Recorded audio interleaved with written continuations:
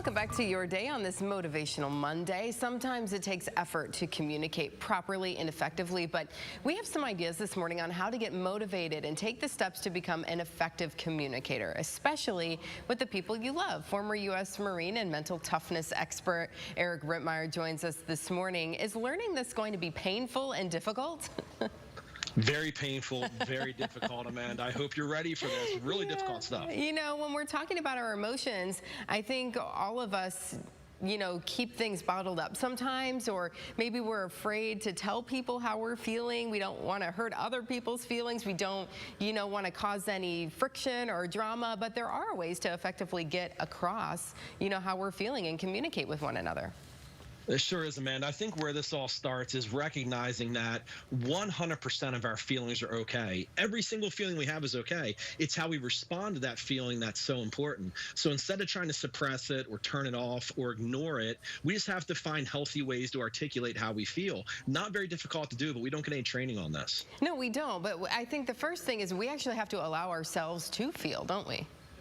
Yeah, we shouldn't try to stop it. It's okay, and that's what we have to accept. Like, however it is that we feel, if we get angry, if we get upset, if we're happy, if we're sad, whatever it is, we get caught up in these emotional tornadoes. And instead of feeling guilty about what we're feeling, we just have to learn a way to express it, especially with the people we love.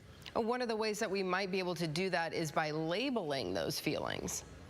Yes, I call this an emotional vocabulary, Amanda. This is great for kids. It's great for adults. It's a feelings vocabulary. It's a way to say, this is why I'm feeling, this is how I'm feeling it. So instead of just saying I'm angry or I'm mad or I'm sad, find a reason, get to the core of the issue, label it, so when you have situations in the future, you can recognize the scenario and understand why you're feeling that way. Kind of like when my 5-year-old says, I'm mad. And I was like, why? And she says, because you woke me up this morning.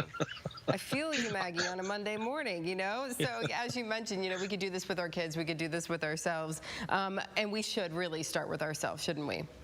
We should. We have to start internally. And here's another important thing. A lot of us, some of us are introverts, some of us are extroverts. Everybody handles situations very different. Emotions are very person specific. So we're all entitled to our own emotional responses to situations, no matter how ill-calibrated we might think someone else's reaction is. But here's the thing. When we start internally, what we have to do is find a way to respond to situations. So when something happens to us, the knee-jerk reaction is going to be emotion-based. We say and do things just right off the cuff, as opposed to processing information and then formulating a response logically, so we don't say something or do something that's going to hurt the people we love. Yeah, you got to think about it for a second, let it simmer a little bit. And I think sometimes when we have these conversations with our loved ones, we might forget sometimes how much we actually matter. 100%. And again, it all goes back to the people that we love, the people that care about us.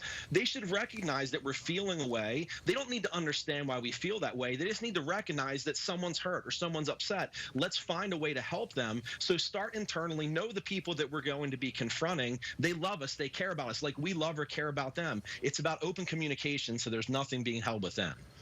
I think a lot of times when we're having a conversation with someone and we're trying to tell them how we're feeling about something or talking about a situation, we might say, you made me feel, or you did this to me. Sometimes we need to swap that you for I.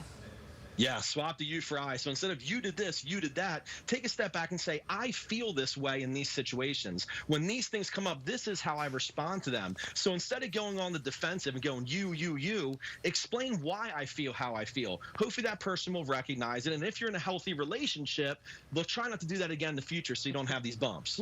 Yeah, and I think, if we can all learn to effectively communicate with one another, we're not getting in a situation where we, get into arguments, or we do, we're talking with one another as we're feeling things and as we're working through situations. So great tips this morning on this Monday to motivate us. Eric, thank you so much for joining us today.